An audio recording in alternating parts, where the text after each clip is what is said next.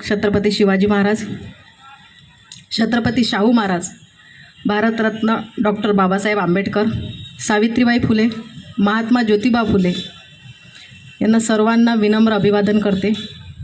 आजच्या पदग्रहण सोहळ्यासाठी उपस्थित असणारे अकोटचे लोकप्रिय आमदार प्रकाशभाऊ बारसाकडे, अकोला जिल्ह्याचे खासदार, आमचे सर्वांचे लाडके खासदार अनुपदादा धोत्रे, अकोला जिल्ह्याचे जिल्हाध्यक्ष संतोषभाऊ शिवरकर, संपूर्ण आदर्श मंच आणि माझ्यासोबत नवनियुक्त निवडून आलेले सर्व नगरसेवक नगरसेविका यांना देखील शुभेच्छा देते।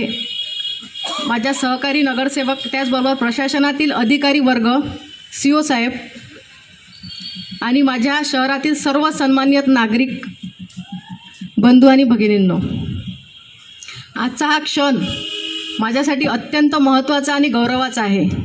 तुमच्या शुभ आशीर्वादाने मला हे अध्यक्षस्थान ग्रहण करण्याची संधी मिळाली। याला पूर्णपणे न्याय कसा दिला जाईल?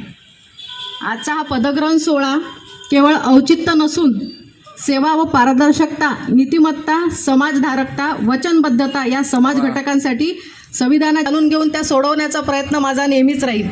माझ्या या कार्याला आपला आशीर्वाद आतापर्यंत तर लाभलाच, आताही लाभो असं बोलू इच्छिते। आणि आपले आदरणीय आमदार साहेब आणि अनुपदादा यांचंसुद्धा आपल्याला नेहमीच सहकार्य राहील आणि आपल्या अकोटचा विकास हा अत्यंत चांगला होईल एवढी ग्वाही देते आणि माझे 2 शब्द संपवते। जय हिंद, जय महाराष्ट्र, जय अकोट।